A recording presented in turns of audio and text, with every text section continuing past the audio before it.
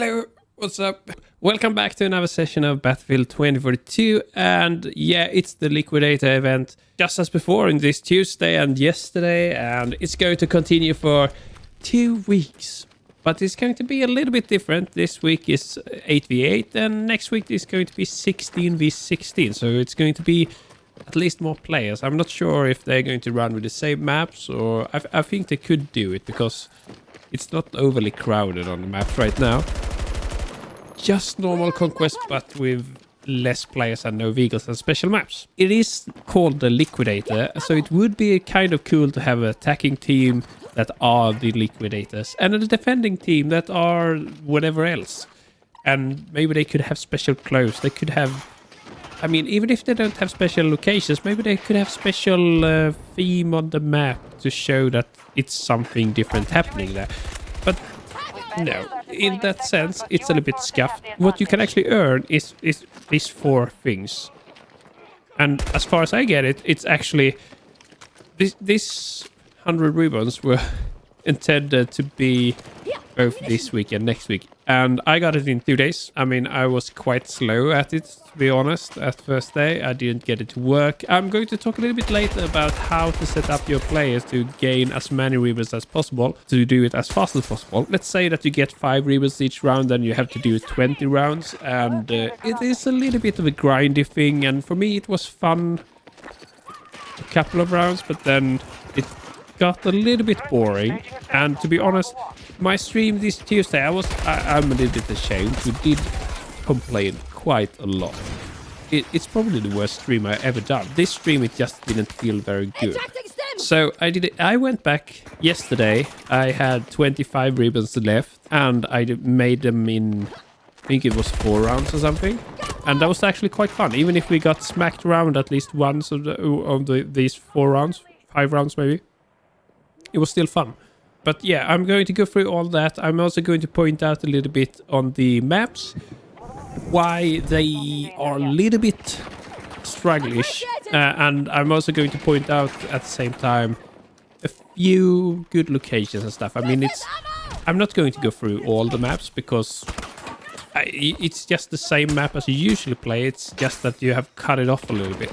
I mean, you get these 4 things. It's a card, it's a weapon skin, it's a normal skin, and it's a tank skin. The Liquidator is actually a whole lot more. You have 1, 2, 3, 4, 5 bundles. We summed that up a little bit. It's a lot of points, 5,000 points or something.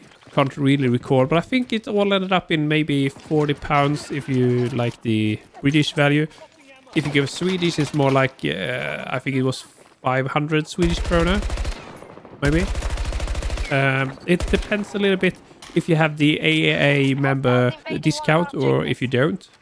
So if you don't, obviously it's gonna cost you more.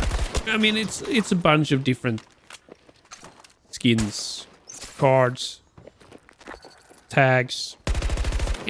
Let's be honest. The entire event is to put a little bit of a peak in the middle of the season to make people more interested in playing. Of course, one reason, and that's a big reason, is that DICE and EA wants to earn money. But it's also to make the game more popular. So you shouldn't just go, it's a bad thing they want to earn money. I mean, everyone wants to earn money, so there's nothing really to it. So let's go through a little bit how you can actually equip yourself to be as efficient as possible. So it's all about ribbons, right? And you have the different ribbons. You have one for taking objectives, defending objectives. You have one for helping your teammates by supplies, by health, and revives.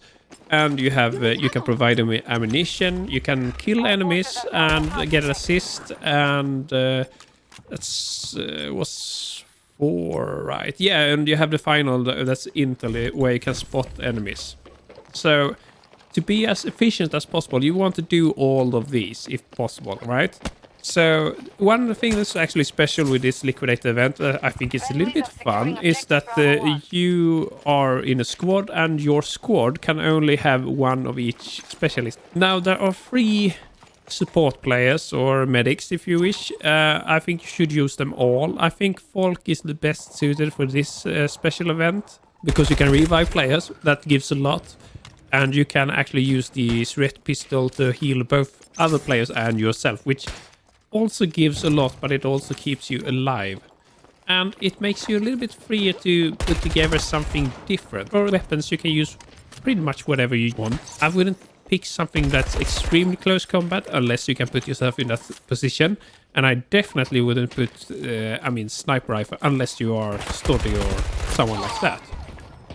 I mean, you could actually go with the SVS because it's a insane shotgun actually, but yeah, you get what I mean. Pick something that you are comfortable with, or something that you want to reach tier 1. That's my take on it.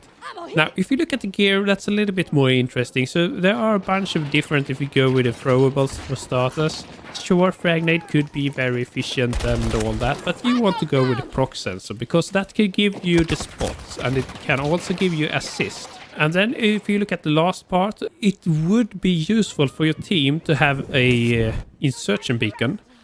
The problem is that it doesn't really give anything for the rebooks. So what you want to do is to bring the ammo crate, because that gives you a new Pokeball right away, and that's valuable as everyone needs ammo crate all the time. So it's actually super useful.